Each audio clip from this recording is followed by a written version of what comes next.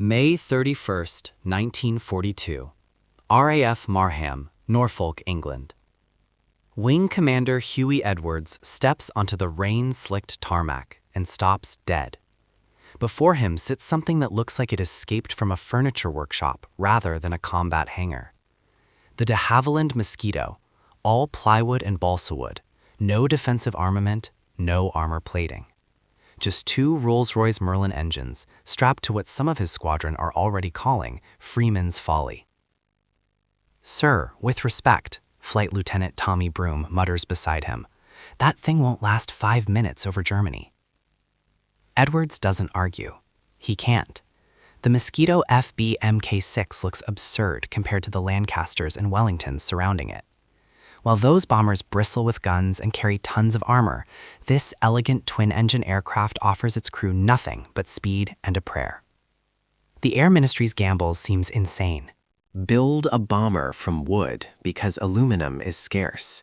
Make it fast enough that it doesn't need guns, and somehow convince pilots it won't splinter apart at the first burst of flak. The skepticism isn't new. When Geoffrey de Havilland first proposed the concept in 1938, the Air Ministry rejected it outright. A wooden bomber? Preposterous. Even after the prototype flew in November 1940, smooth, fast, beautiful, many commanders remained unconvinced. Wood warps, wood burns. Wood belongs in Spitfire propellers, not entire airframes. But Air Chief Marshal Charles Portal saw something others missed. In early 1941, as Britain stood alone against the Luftwaffe, the Mosquito's speed trials revealed something extraordinary. It could hit 380 miles per hour, faster than almost any fighter in service. No German interceptor to catch it, no flak predictor could track it. The wooden wonder wasn't defenseless. It was untouchable. Still, frontline squadrons greeted their first Mosquitoes with gallows humor. Pilots nicknamed them flying coffins and made dark jokes about splinters. The wood construction seemed fragile, almost toy-like. How could this compete with the Focke-Wulf 190s and Messerschmitt 109s? Squadron leader John Cunningham provided the first answer on the night of June 2, 1942. Flying with 157 Squadron, he took a Mosquito NF Mk2 night fighter up over the channel. His radar operator, Jimmy Ronsley, hunched over the primitive AI Mk4 radar set, watching green blips dance across the cathode ray tube. Contact. 12 miles, Angels 15. Cunningham pushed the throttles forward. The Merlin engines responded with a roar that rattled the wooden fuselage. At 300 miles per hour, they closed on a Junkers Ju-88 bomber returning from a raid on Portsmouth. The German crew never knew what hit them. 4 20mm Hispano cannons and 4.303 Browning machine guns erupted from the Mosquito's nose.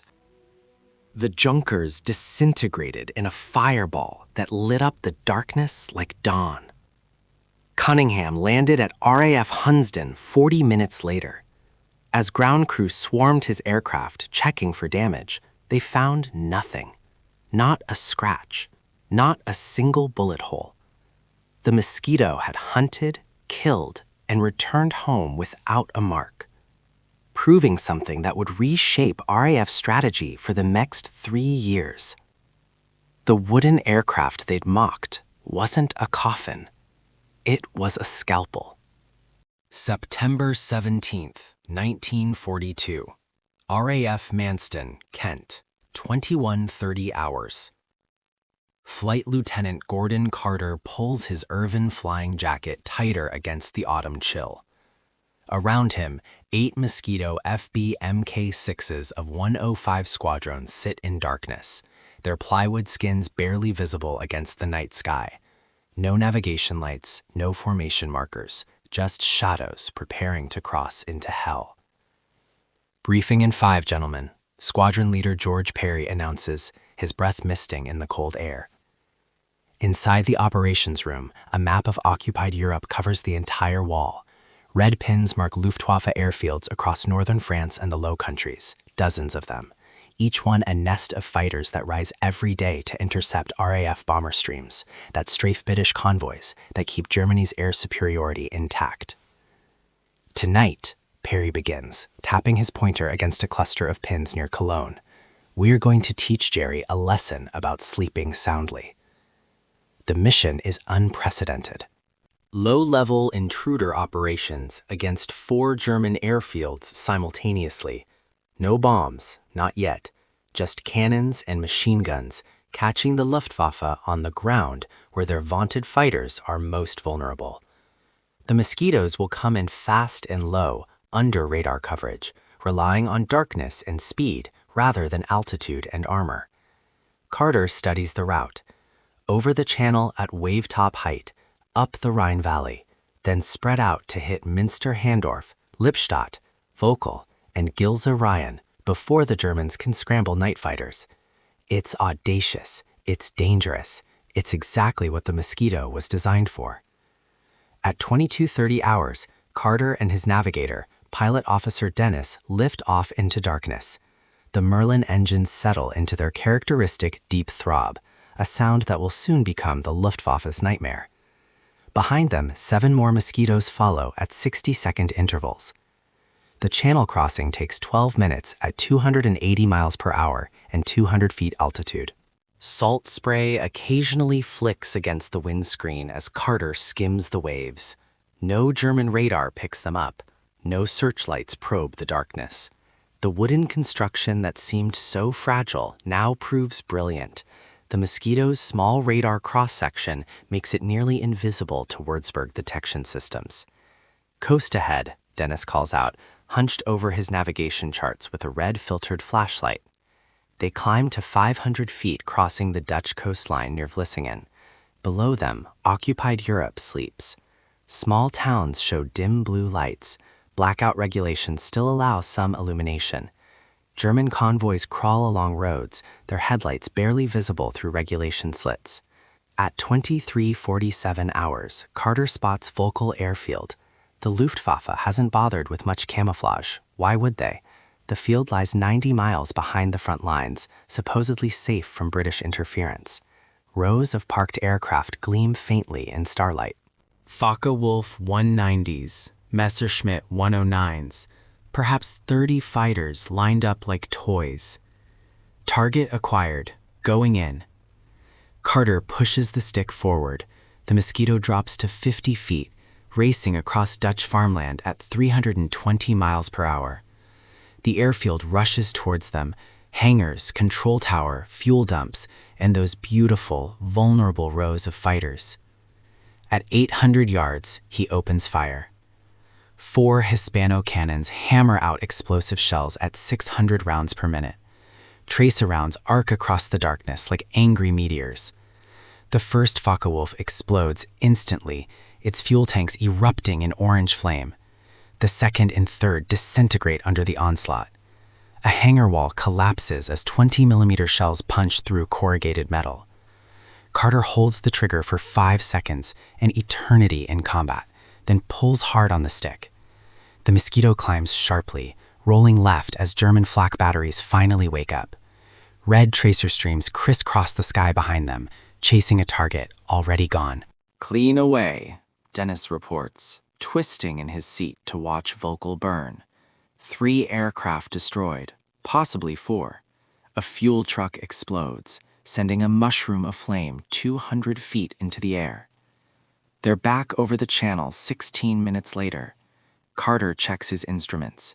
Fuel adequate, engines purring, airframe intact. The Mosquito has taken them into the heart of Luftwaffe territory and brought them home without a scratch. Behind them, across 4 German airfields, 19 aircraft burn. Ground crews scramble in chaos. Alarm sirens wail too late.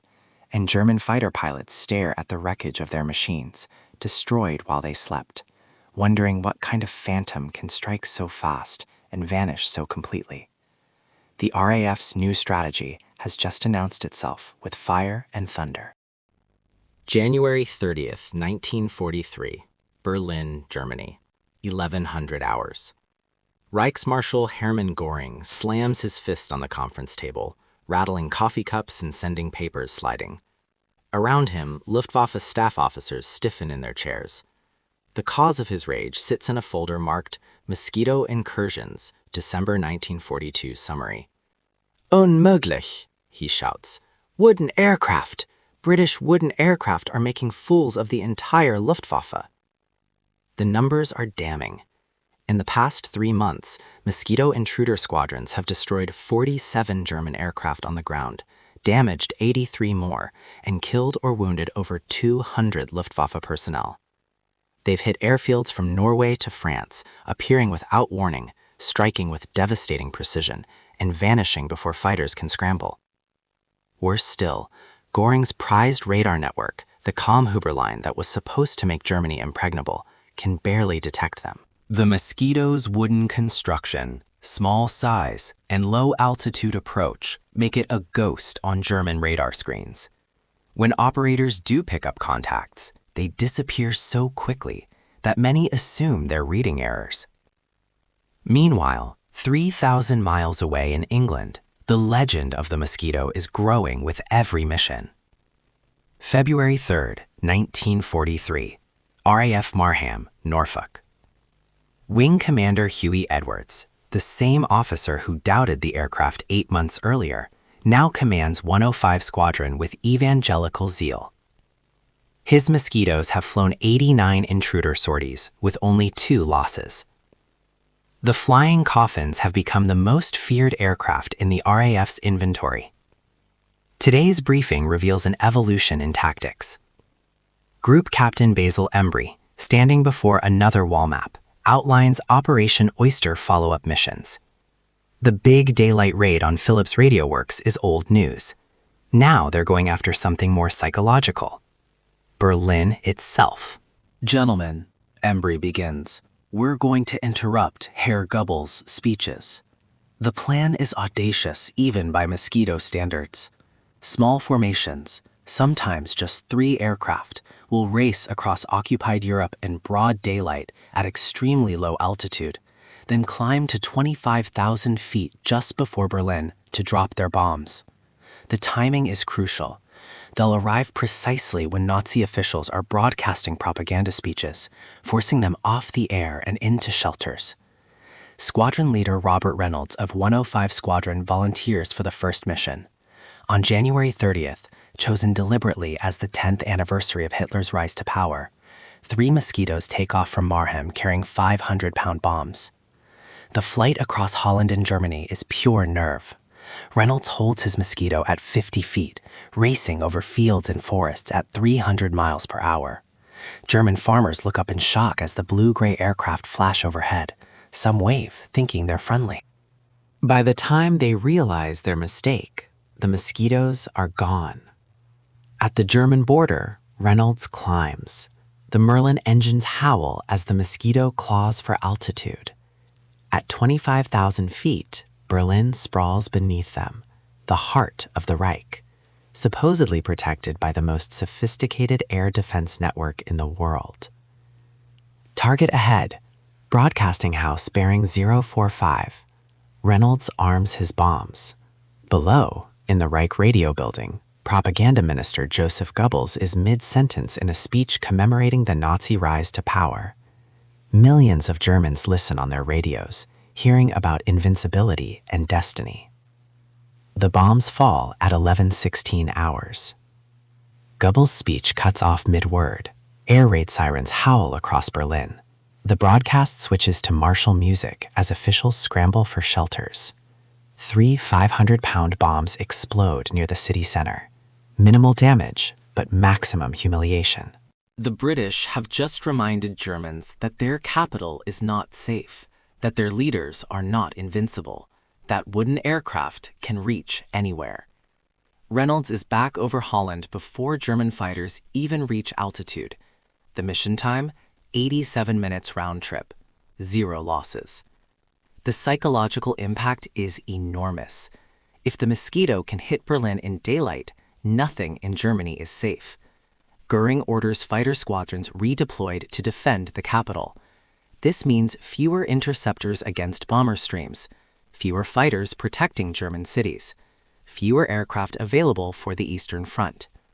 One small wooden aircraft has just forced a strategic reallocation of German air defense.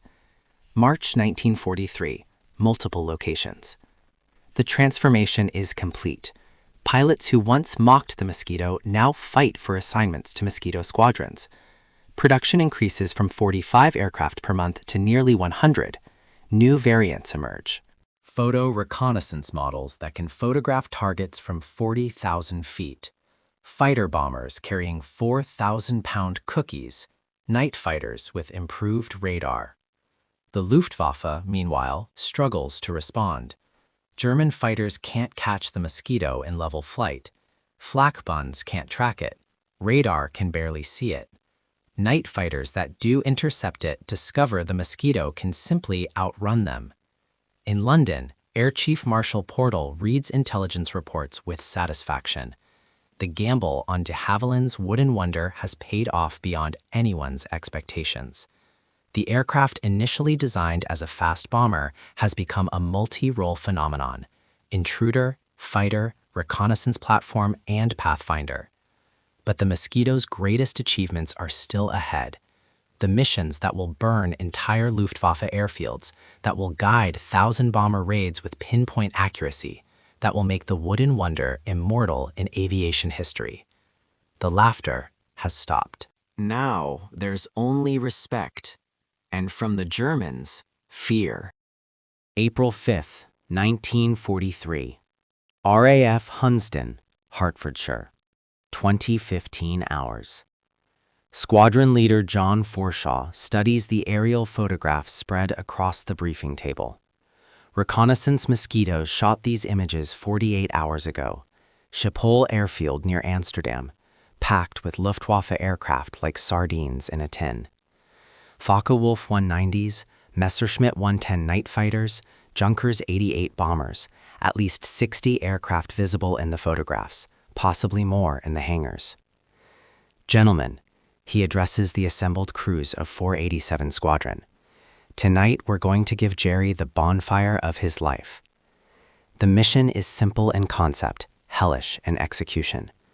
12 Mosquito FB Mark V6s will hit Schiphol in 3 waves, each wave targeting different sections of the airfield. The goal isn't just destruction, it's chaos. Force the Germans to disperse their aircraft, waste resources on protection, tie up personnel in reconstruction, make every Luftwaffe airfield in occupied Europe feel vulnerable. At 21:30 hours, the first wave crosses the Dutch coast at IJmuiden. Flight Lieutenant Tony Carlisle leads, his navigator calling out landmarks in the darkness.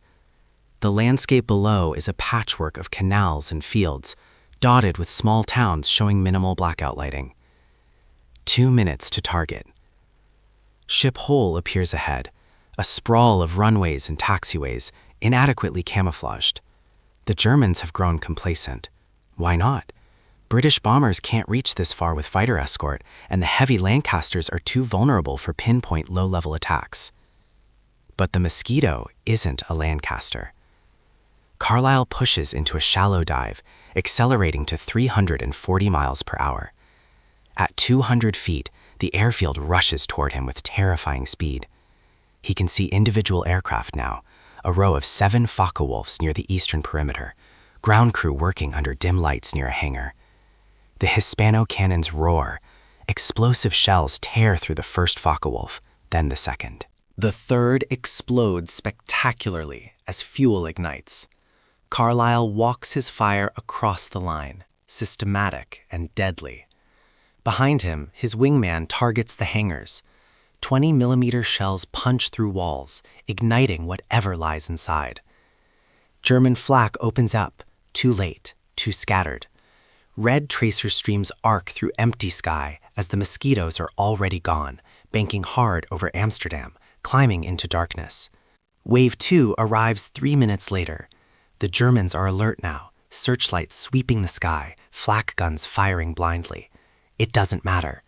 The Mosquitoes come in from a different direction, from the south instead of west, catching defenders repositioning. More aircraft burn. A fuel truck explodes, sending burning gasoline cascading across the tarmac. Wave 3 completes the devastation. By 21:47 hours, Schiphol is an inferno. 23 confirmed aircraft destroyed, 11 damaged beyond repair, 2 hangars collapsed, the main fuel depot blazing. German fire crews struggle to contain the chaos as ammunition begins cooking off, sending tracer rounds skittering across the field like deadly fireworks. All 12 Mosquitoes returned safely to England. April 20th, 1943, Gilserijen Airfield, Netherlands. The pattern repeats. Another night, another airfield, another Luftwaffe disaster. This time, it's Wing Commander Bob Iredale leading 464 Squadron. They catch Gilserijen during crew change, ground personnel everywhere, aircraft being refueled, maximum vulnerability. The Mosquitoes come in so low that one pilot later reports seeing a German mechanic diving under a Messerschmitt as cannons blazed overhead. 16 aircraft destroyed in under 4 minutes.